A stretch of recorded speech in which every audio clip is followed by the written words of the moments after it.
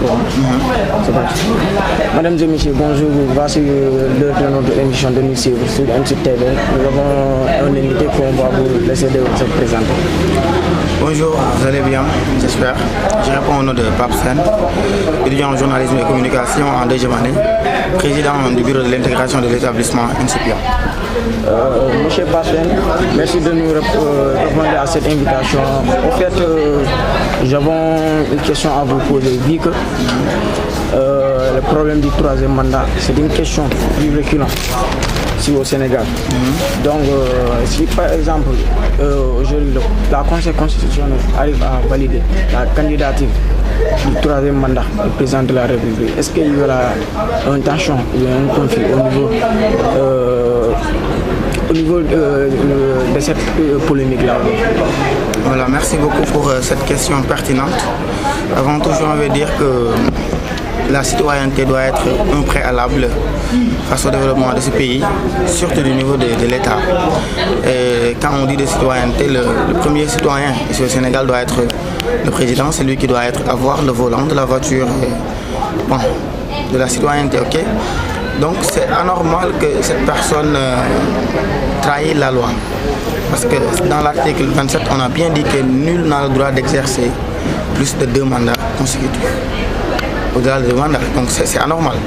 Donc lui qui pilote cela, il ne doit pas avoir le droit de venir imposer les gens un 3e mandat. C'est-à-dire, je ne suis pas pour le président ou contre le président, mais là je veux qu'on parle dans le sillage de la loi. Et c'est le plus important. Sinon, ça va créer des problèmes dans ce pays. Parce que nous savons très bien qu'il y a l'opposition. Et qui dit opposition dit les idées contraires du président. Donc s'il veut faire quelque chose qui n'est pas du tout normal, ça va causer des problèmes tellement alarmants. Donc si je veux comprendre, la problématique du 3e mandat présidentiel est une question récurrente. Quels sont les enjeux selon vous? Oui, les gens, comme je te l'ai dit, ça va causer des problèmes comme les marches que font les personnes. Parce que s'il y a une personne qui n'est pas du tout dans les mêmes logiques que le président du Sénégal, Macky Sall, il va se dire que ce qu'il a fait, c'est anormal. Donc qu'est-ce qu'on va faire? Nous allons nous révolter.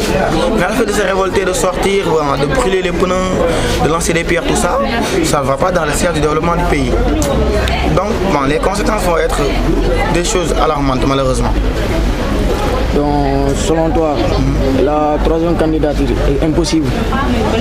Bon, je ne vais pas dire que c'est impossible, parce que le président, il a le pouvoir de changer les lois, comment ça se passe. Nous savons très bien qu'il n'a pas le droit de se postuler à nouveau. Nous le savons très bien, mais n'empêche, il est en train de foncer. Donc, je ne vais pas dire que c'est possible, je ne vais pas dire que c'est impossible. Nous tous, restons comme ça, les bras croisés, et regardons le suspense, sachant que ce n'est pas normal de ne pas respecter la loi.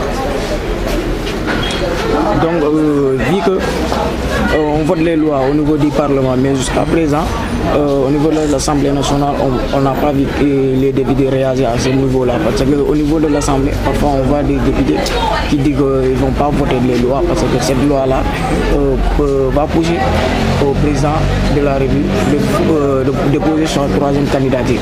Est-ce que ça, c'est anormal aussi? Bon, ça, vous avez déjà la réponse parce que vous savez très bien que quand on parle de vote, c'est la majorité qui l'emporte. Et dans l'Assemblée nationale, nous avons en majorité des gens de Macky Sall, du président. Donc s'ils acceptent de voter des lois, en sachant qu'au préalable que ce sont eux qui vont gagner, donc c'est du pareil au même. 2 pas en avant, 2 pas en arrière, c'est rien. Quand on vote la loi, bon, nous savons tous que c'est son parti qui va gagner, malheureusement. Ok, monsieur Pape, nous vous remercions de nous avoir répondu à toutes nos questions. Maintenant, on va te laisser de fermer la débat. Merci, le plaisir est partagé. Ce fut des questions pertinentes et parce que ça va dans le sillage du développement de notre pays. Donc, je vous remercie, vous autres, et bonne continuation à vous. Ok, merci. C'est bon? C'est bon. Ok.